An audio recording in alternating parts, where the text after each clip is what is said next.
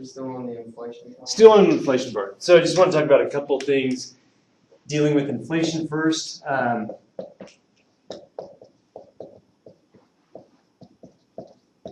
Just wrap up that topic, and then I'm going to talk about unemployment.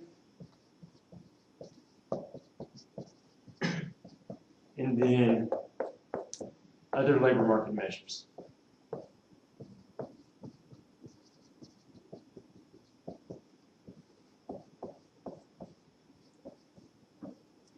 The basic story here is that we have these three main macroeconomic metrics to talk about how well is the macroeconomy doing, how well is the United States economy doing, et cetera. And those three are inflation, GDP growth, and unemployment. Now, each of those gives us a certain snapshot information. So it's like it tells us at a point in time, how is the economy doing? But there are always quibbles with that, right? GDP growth, we talked a little bit about that when we were talking about development, that you're only looking at domestic production, you're not looking at all the factors like people that are outside of the U.S. border. So Mercedes-Benz producing stuff in the U.S. is counted as GDP. Is that a good thing or a bad thing? People can quibble about that. Likewise, it doesn't take into account things like externalities. We talked about crime and that sort of stuff too. Qatar has the highest per capita GDP, but that's largely from extracting wealth, not creating more, wealth. So there's some problems with that. Likewise, inflation, that measure has some problems. And unemployment, our main measure of the labor market, also has some problems. And so we're going to talk about a little bit more about inflation, then a little bit about unemployment for this class. In the next class, we're going to go put together inflation, unemployment, and GDP into a macroeconomic model of aggregate demand and aggregate supply, which you guys are probably fairly familiar with. So the first thing is talking about the CPI. So this is our main measure of inflation. So it's the Consumer Price Index. And the problem with the Consumer Price Index as a measure of inflation is that it doesn't account for several biases. So it takes this basket of goods that we talked about, these 400 goods that typical consumers would buy, measures like how much does that basket of goods cost, month after month. But the problem is that there's certain baskets, there's certain biases about this. The first one is that there's the substitution bias.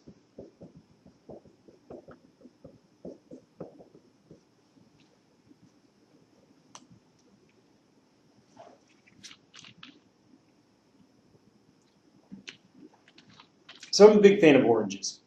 I don't eat enough of them, but lately I don't know if you go to the grocery store and see those mandarins that they have in like the little netting bags. Like those things are just delicious. They're easy to eat.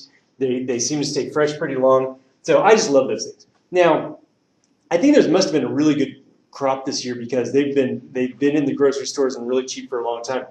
But what if next year, all of a sudden, those mandarins, those little tangerine type things, end up being twice as expensive? And if they're in the basket, is that going to increase the CPI overall? No. It's going to if they're in the basket, it's going to affect that calculation.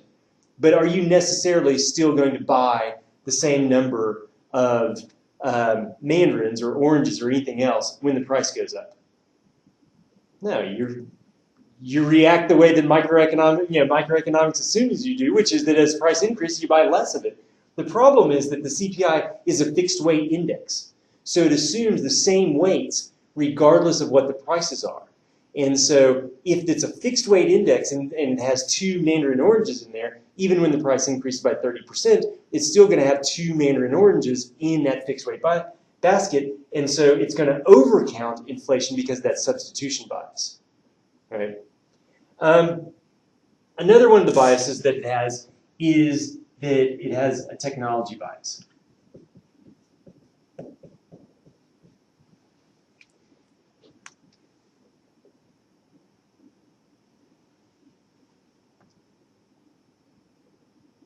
This issue, and there are ways that they deal with this, right? There are lots of really smart people working at the Bureau of Labor Statistics who know how to handle these things. But the straightforward CPI has this problem, which is that if you buy a car in, my first car that I bought was a 1981 Ford Fairmont, all right? And it cost, a certain amount because it's a used car, maybe new, it would have cost, who knows, $2,000, something like that. If the next model of car comes out the following year, it might cost a little bit more. And the next model, and then 5 years later, that $2,000 car now costs, let's say, $2,300, okay? But what's going to be true about a car that's 5 years newer than the one that's 5 years older? What's going to be different between those cars, about those cars? A lot more stuff. It's going to have a lot more stuff, right? Technology improves there. It's going to be safer. It's going to have more airbags. It's going to have better stereo, more comfortable seats. It's going to be quieter. Every year they make improvements on these cars. I mean, sometimes it's just slight little tweaks. The basic model stays the same. They just kind of slightly tweak it. But I bought a Subaru this last year, and they're showing me the 2015 compared to 2016. 2015 that I bought, it has this tiny little backup camera. The 2016 has a really big screen for the. All these sorts of things change, and yet if one Subaru Forester is in your basket of goods and the price goes up, they're just assuming that it's the same good over different years. But because technological change, you're going to get the same good, a Subaru Forester or whatever else it is, that's actually much better from one year to the next. So some of the price increases that happen on technological goods are actually because the goods have improved, right? Then the other thing is you have a bias toward, we'll just call it new/old goods bias. It's really hard to fully update technological changes which cause some things to become obsolete. Now, think about the CPI that we currently use. It's based upon a base year, which is when it's set equal to 0, that the index value is set equal to 0. In 1982 to 1984 base year. Think about some of the things that are not in the CPI from 1982 to 1984. iPhones aren't in there. DVDs aren't even in there. CDs aren't even in there. What are in there? 8 tracks, cassette tapes, all sorts of stuff. So as technology changes, somehow with this kind of fixed weight index, you're supposed to be able to update this stuff, and it's an imperfect system, right? They're not fully going to be able to update how technological changes bring about new and old goods and get those into the basket. Now, the estimates for how big of a bias this is about 1 percentage point per year. That's as big as 1 percentage point a year. Now, is that big or is that small? Small. It's a small number, right? 1% isn't that big of a deal. But what's our inflation been? 2%. So if there's a possibility that half of our inflation that we think exists is actually just a measurement error, that's pretty significant. And if you have Social Security payments and reimbursements to doctors and all sorts of things that are tied to this cost of living adjustment, and you have hundreds of billions of dollars, if not actually Social Security, think about it, it's 800 billion, hundreds of billions of dollars tied to that. 1% increase in 800 billion is still $8 billion that you could possibly be increasing people's Social Security checks by that you don't need to, because it doesn't actually represent how much their cost of living has increased. So that's a possible issue. Like I said, BLS is really smart people. They're working on ways of fixing this. They're getting that bias down. It's probably less than 0.5% nowadays, but definitely 15, 20 years ago, this was a bigger issue than it is today. They can do a lot more sophisticated techniques to try to control for this, but it is something to keep in mind. Last thing that I want to mention are 2 terms that you'll hear people referring to, and because of this, I feel like we have to at least put them on the board.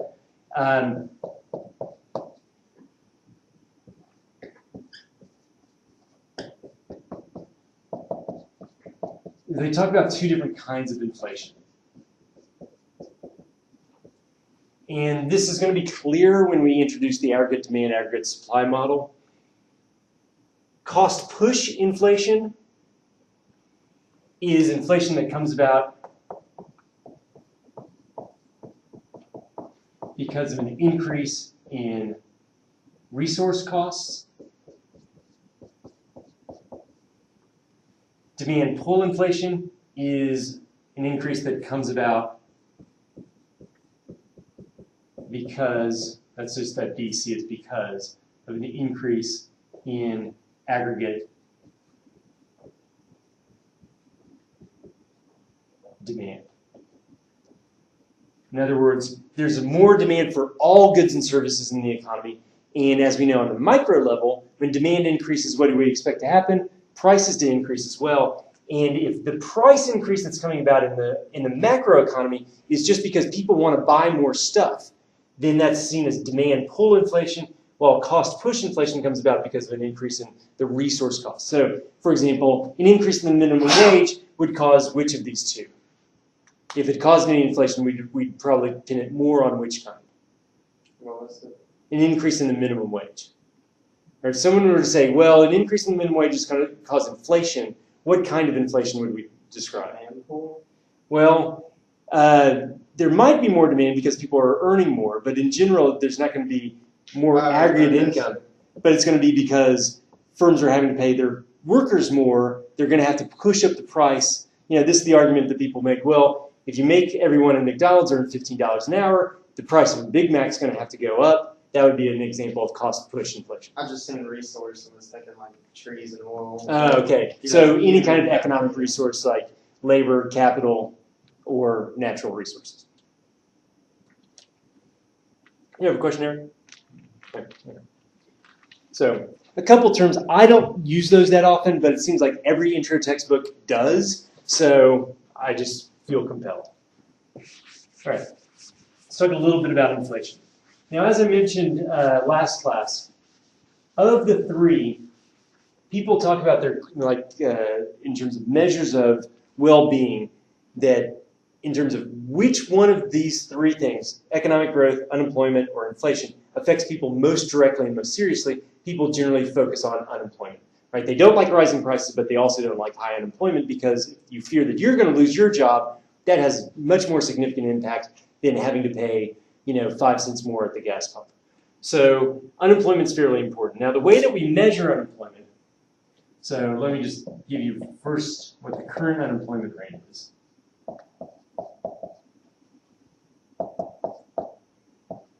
It's 5%.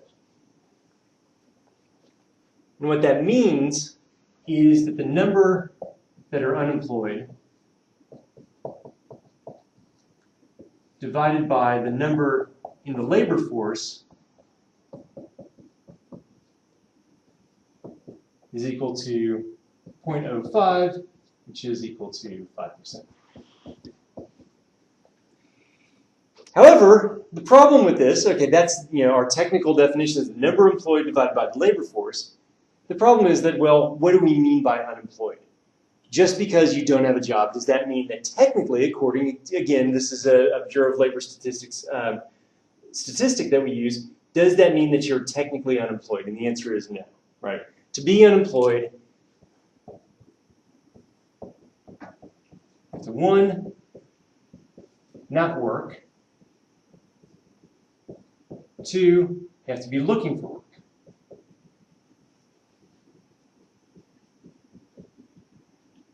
And usually the definition that's used, according to the International Labor Organization, is you had to have done some sort of active searching for a job in the past 2 weeks, right?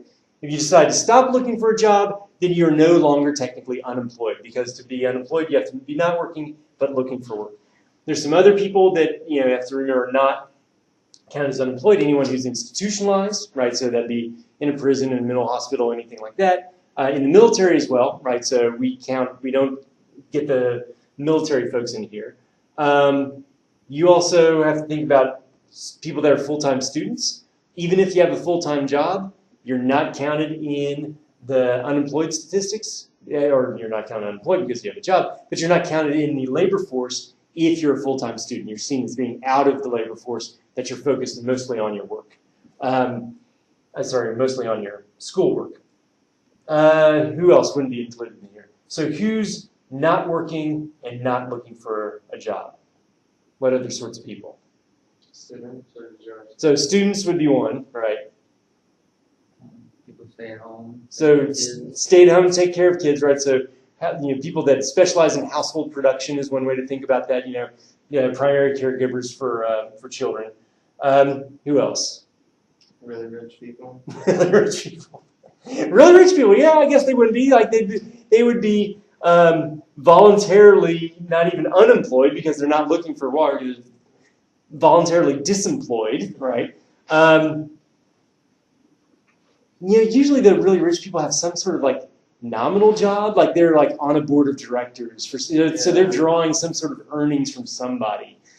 I don't know. It just always seems to be that way, right? Yeah. My girlfriend was telling me that one of the Kardashians' husbands is a professional party goer. That's like his job. He gets paid for it. So Shows up and uses social media, and people will pay them for Yeah, that's, I guess Yeah, some rich people find garbage jobs. just garbage jobs. Yeah, so garbage jobs they would actually not be unemployed. Retirees as well, right?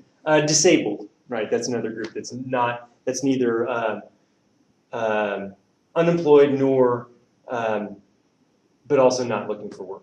So who's in the labor force then? So labor force, let me just give you that definition.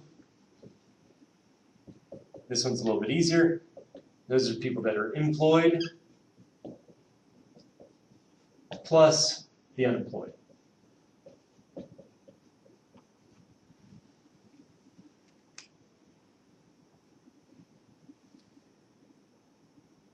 So anyone who has a job and everyone who doesn't have a job but is looking for one. Those are the people that are seen as being in the active labor force, right? Actively in the labor force. Now, the unemployment rate at 5%, is that high or is that low? Low. What do you think, Eric? Pretty low. Pretty low. Yeah, pretty low is good. Now, have we seen lower? Yeah, we've seen lower. Generally, people think of unemployment rates below 5% as fairly rare. That shows a particularly strong labor market. But would you think that most people think that the labor market in general is really strong, to where we're talking about like we're about to get to levels of low unemployment that it show a really strong labor market? You're shaking your head, Nicholas. Or like Yeah. our. Yeah, just like everyone. I Right. don't think the current labor market's that strong, even if it's. Right. So people don't talk about this as being a great labor market, right? That's not the perception of students, people thinking that about going out and getting jobs. I mean, it's not as if people are handing out jobs hand over fist. The other thing to think about is that labor markets are largely local. So the unemployment rate in Mississippi is substantially higher than it is in the national average. I believe the one in Hattiesburg is around 7.1, 7.2%. So it's not really, really bad, but it's not as rosy as a 5% unemployment rate. So this isn't necessarily the best place. But the problem is that there are other things going on. So let's say the scenario where unemployment rate, so scenario, unemployment rate decreases. And it goes from, let's say, 7% down to 6.5%.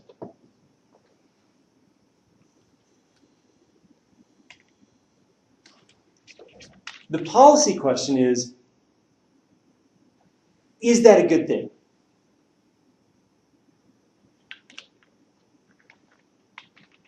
Is it always a good thing? No. Okay. It's not always a good thing. That's kind of feeding you that answer. Why not? How could this possibly not show a labor market that isn't necessarily strengthening? How can the unemployment rate decrease? It can decrease because more people find jobs, but what else? People give up hope.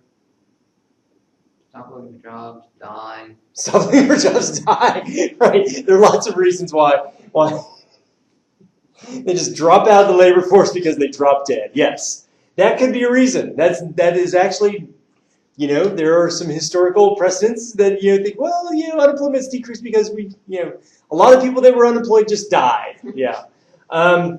So it could be a good thing or could potentially not be a good thing because we could have, one, you could have more people find jobs.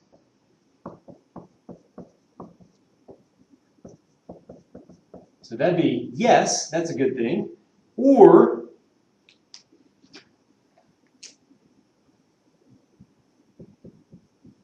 more people stop looking for work.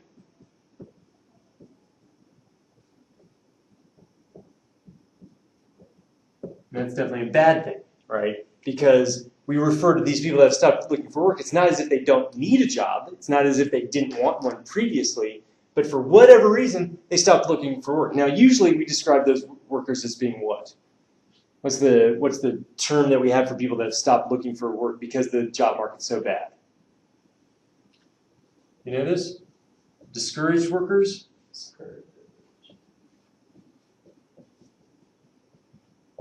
They've dropped out of the labor force because of poor labor market conditions.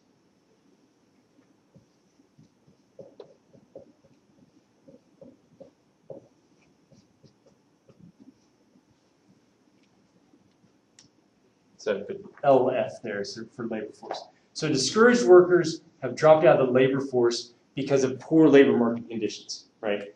So the problem is that if we just look at the unemployment rate, we can't distinguish which one of these it is, right, just by the unemployment rate. And for that reason, it's useful to have other measures of macroeconomic labor market activity. So there are a couple other measures that are useful, and I think, you know, if you ever look at the press releases about, you know, unemployment rate is this month, you know, read a couple paragraphs down, look into the meat of the article. Normally they're going to talk about at least one, if not two of these. So it's useful to actually look into this stuff. So the first one, these other measures of labor market activity.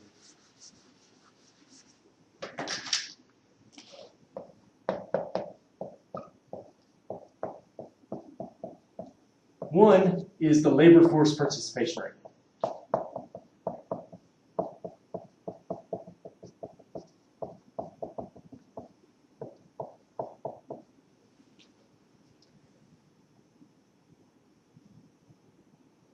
So this might give us some information about how many people are even willing to look for a job, right? Because it's how many people that are willing to be in the labor force at all. So what this is this is measured the employed plus the unemployed. So in other words, the labor force divided by the working age 16 plus population. And again, this is going to be your non-institutionalized population. So that's going to be civilian, not people in jails, not people in asylums, etc. So labor force divided by the working age population. And we abbreviate the labor force participation rate, just LFP. Multiply that by 100%, and gives you what your working age population is. Sorry, what your labor force participation rate is. Now,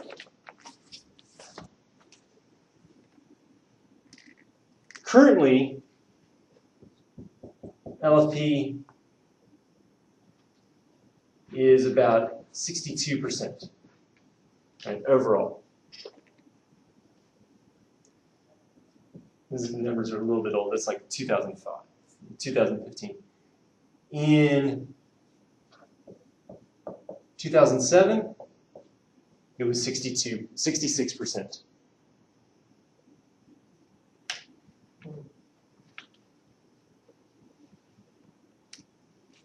So what's happening? The recession made people not want to look for jobs. Yeah, I mean, in particular, who did the recession hit the worst is there are a lot of 45 to 55-year-old males that are not in the labor force today. There are a lot more of those that are not in the labor force today compared to 10, 20, 15, 10, 20, 30 years ago, right? The labor force participation rate of especially prime age males, 25 to 55, and even 45 to 55, but even some of the younger ones, has decreased by a couple percentage points just for that group alone. And this might have been particularly high because what was going on in 2007? How was the economy? Well, I mean, it hadn't crashed. It hadn't crashed yet. It's still doing pretty well. The growth wasn't quite as steamy as 2005, 2006.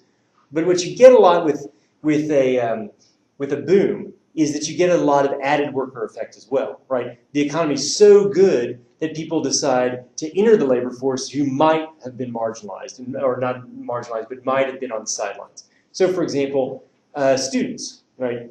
A student is trying to decide, graduating from their undergrad, and they're deciding whether or not to go on and get their master's or go and get a job immediately. Well, if the labor market is really good, then that calculus is going to be, well, maybe I'm going to jump into the labor market because I know there are plenty of jobs out there. While otherwise, maybe I'd wait around and get a master's degree first, right? And so you'd expect that, when GDP growth is high, you're going to get some additional labor force participation, but this is really unprecedented, especially for those prime age males.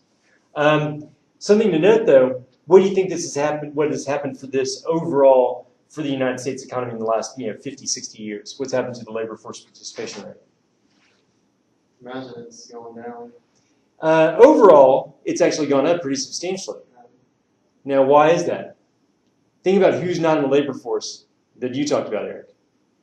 Elderly. Well, elderly aren't, as well as people who are Dead.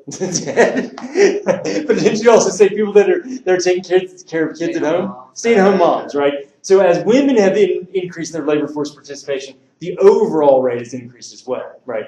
Because generally for males that are prime age, let's say 25 to 45, it's over 90%, right?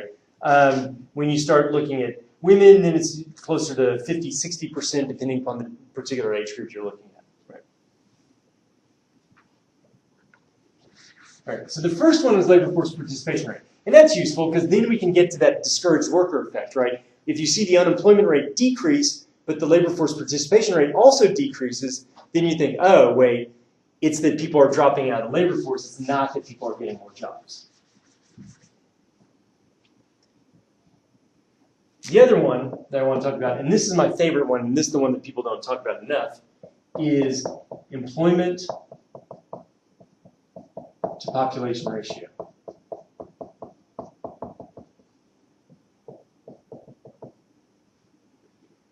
It's basically exactly how it sounds. So you take the number employed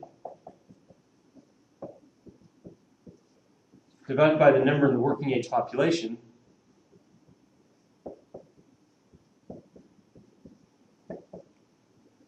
and I just call this E over P times 100%. So it's the number of people that are employed in the economy divided by the working age population. Now the beauty of this is that it truly is looking at how many people have jobs divided by the potential people that we could be counting as having jobs. We don't have to worry about any that discouraged worker effect. We can measure this directly. The problem is that the really nice thing about the unemployment rate is that it's usually a single digit. People can really grasp, okay, 5 versus 7 or 8 versus 4, we know. Here it's like, okay, well the E over P in March 2015 is 59.3%. Okay.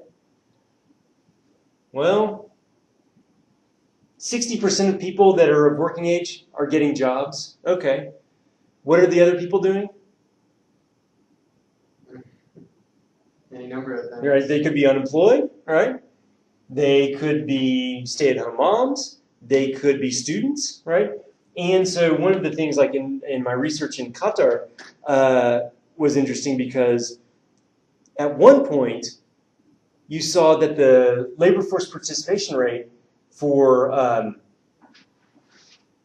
young men increased pretty strongly, like by a couple percentage points. Likewise, the E over P increased by a couple percentage points, right? But the problem is that these were young men aged 18 to 24.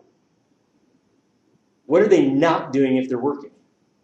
Going to school. They're not going to school, right? And for the long run growth of a economy that wants to be a knowledge-based economy, you need those kids not just to stop at high school and then go and get a job in the security forces, what these young men were doing, because the pay was really, really good. That's made sense that they were doing it. But you'd like for them to actually develop their skills a little bit more, go and get some sort of advanced degree so they can add more to the economy in the future.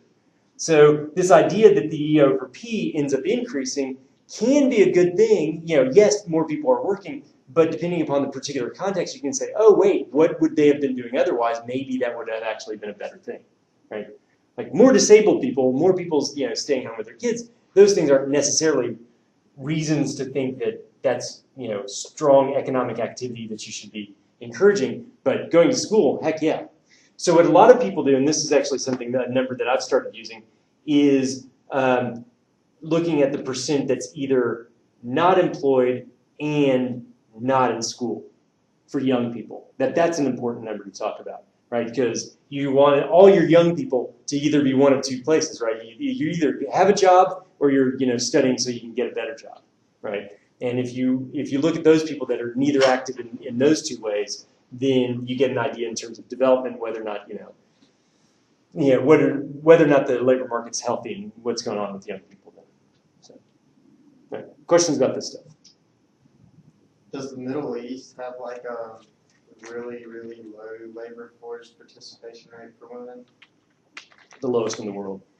Yeah, it'd be fairly high.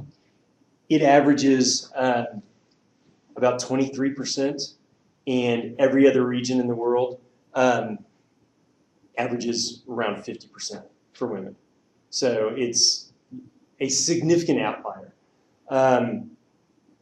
It's very different from country to country. Qatar actually has one of the highest one, both because the expatriate women are at work at a higher rate, but also because of the nationals. Nationals have an labor force participation rate for women of about 50%, and you just don't see that anywhere else in the Middle East, right? You see, some young women in Lebanon may, for certain ethnic groups and stuff, may be working at 30-40%, but that's about the next closest I one. figured outside of Israel it wouldn't be high. Yeah, it's particularly low, and that's a real problem, because one of the things about this, when you think about labor force participation, is like if you want an economy to grow, everyone should have all the resources available to actually do productive stuff, right? And I'm not saying that stay-at-home moms and such, it's not productive work. It's just not. We have difficulty measuring the productivity, right? And sometimes the reason why they're not, and largely the reason why they don't work in the Middle East, people think it's often going to be Islam. If you look at Muslim women in other contexts, they generally work just as much as wherever else they are. It's largely because a lot of these economies are dependent upon different kinds of resource rents, and so male wages are higher than they would be otherwise, and so they can afford to basically keep their wives at home. Right. In a country like Tunisia, actually, if you look at women with advanced degrees that are married to men with advanced degrees, they have a 90% labor force participation rate, right? So if someone who has not an advanced degree, just a tertiary degree, so someone with a bachelor's degree, a woman with a bachelor's degree who's married, still married, right? And marriage is a place where you see a lot of women drop off out of the labor force. But a married woman with a BA who's married to a guy with a BA has a 90% labor force participation rate. So in that context, she can get a good job. He's got a good job. He's probably pretty liberal in his kind of like mindset. There's no decrease in labor force participation. But then you look at women that are women that have low degree, that have only a secondary degree or preparatory degree, and their husbands have like more of like a high school or college degree. They almost never work because they can only work like very menial jobs, and he probably has a decent job. So the household dynamic derives a lot of that stuff in other countries. So, all right. Last couple of things. Just like with inflation, people like to do different categorizing of types of unemployment. So there are types of inflation, there are types of unemployment. So I'll talk about 3 types of unemployment.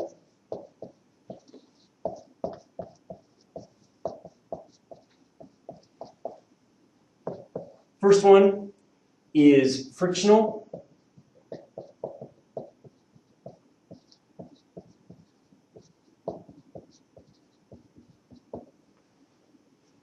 So frictional unemployment, that's simply caused by job search and imperfect information.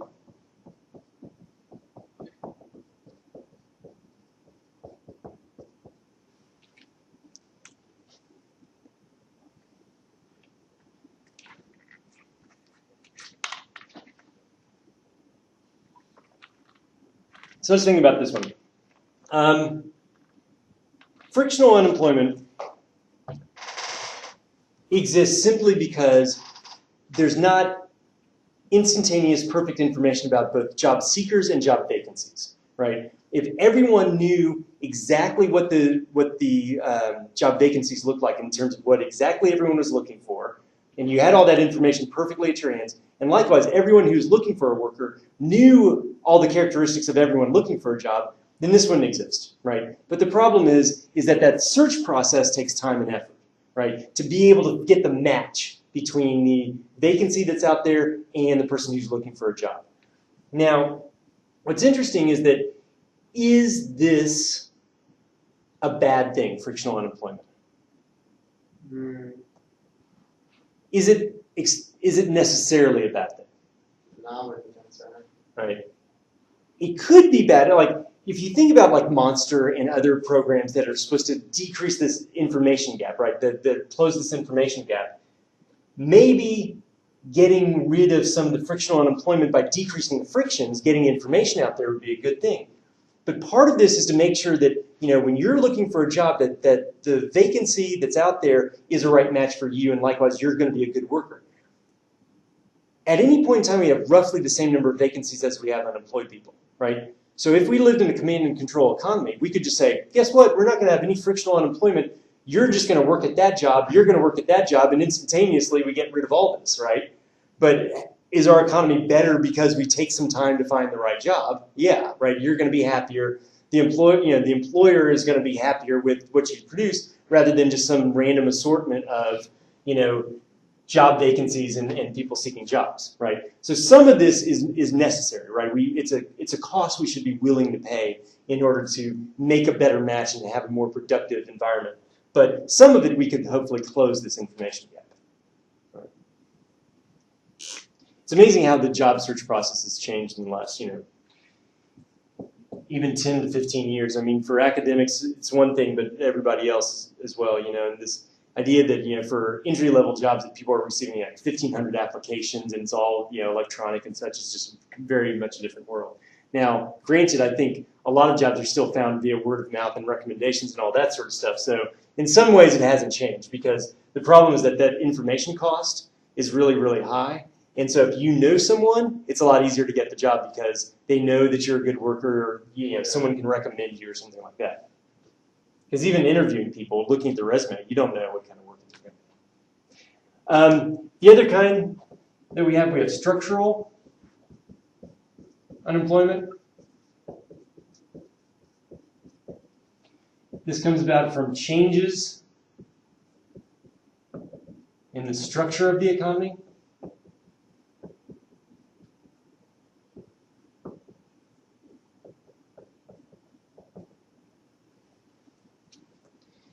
You know, 150 years ago, 80% of the population worked in agriculture.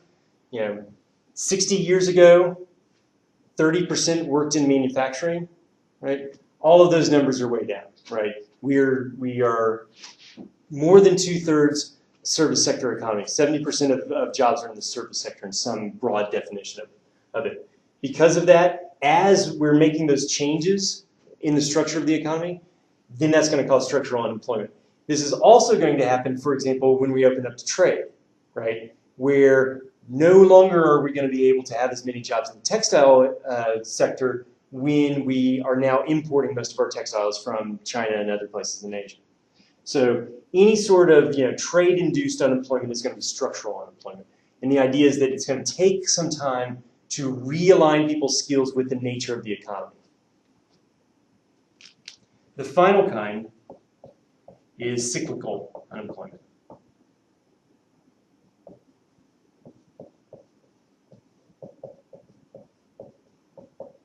And this is simply due to a decrease in all economic activity.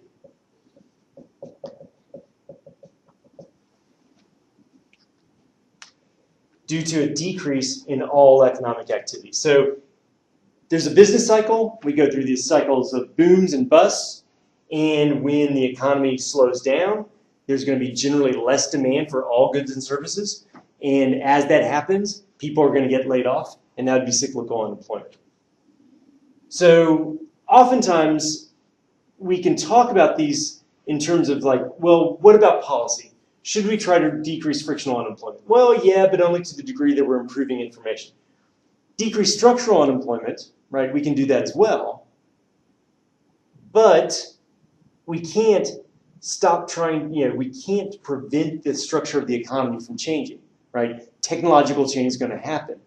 We should try to be more efficient, which means that inefficient industries and sectors should be getting smaller and employing fewer people. It's a good thing that we don't have, as I was talking about in my previous class, 95% of the population living in a rural area on farms, right? Our economy's better because we're more urbanized nowadays.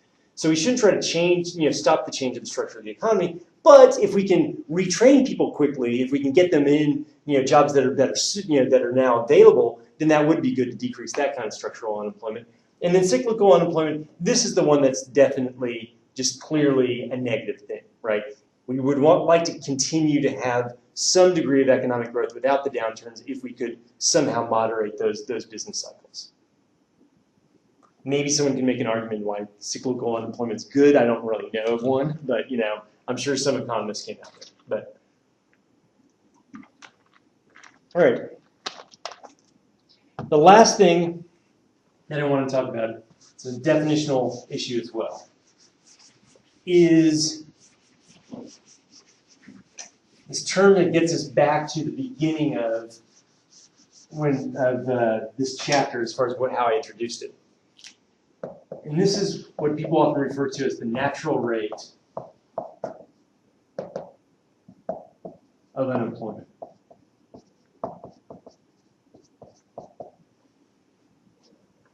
Oftentimes they refer to this as just the combination of frictional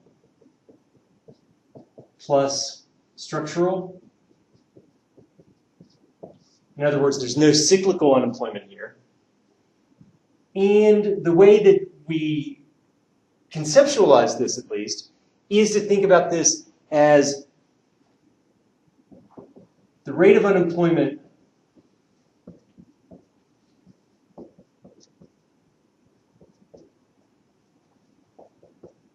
that would not bring about excess inflation.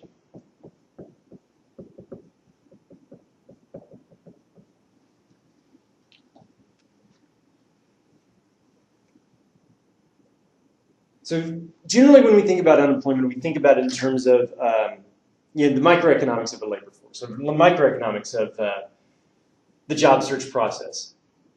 But the other thing to keep in mind is that in general, when the economy is booming, when there's really strong economic growth, the unemployment rate is going to be driven down, right? When the economy is really strong, even bozos can get jobs, right? I mean, you're so desperate for workers that you can hire just about anyone, right? And the problem is that there's a signal at which you say, wait a second, there's such a scarcity of workers that's out there, then in order to be able to get the kinds of workers we need, we're going to have to bid up their wages to try to get them from somewhere else, pull them out of not being in the labor force, whatever it is, we need to attract them. And when the labor market is that hot, it can cause extra inflation.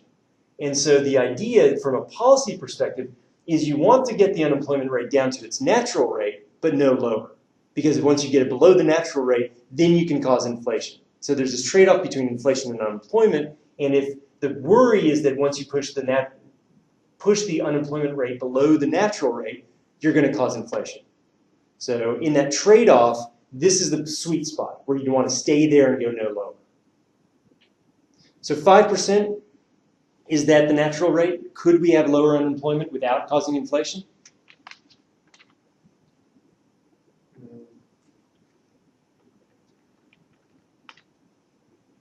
The funny thing is, back in the 1980s, 5.5 was what most people estimate as the natural rate, right? You know, get the unemployment rate below 5.5, and you're going to cause inflation. And based upon like looking at the 1960s and 1970s, that seemed to be lining up with the empirical evidence. What happened in the 1990s? We had a 4.5, 4.6 unemployment rate. It got down to 4.2 at one point, and there was practically no inflation the entire time. So this natural rate is something that conceptually it's important, but in terms of actually trying to pin it down, like what is that number, it's a little bit elusive, right? And it's going to depend upon the rate of technological change and all the other things that are going on in the economy. 5%, given the other weakness in the labor market, the fact that the labor force participation rates decreased, the fact that incomes have been flat, right? So wages haven't been really increasing much at all over the past 5 or 6 years. We got a little bit of increase in the last year, year and a half or so. But all of those other signs, to me, say that the natural rate isn't 5%, that we could still have a lower unemployment rate without necessarily causing inflation. So, something to think about that. All right, questions, comments? Good? All right. So we're going to cover chapter 15 next time.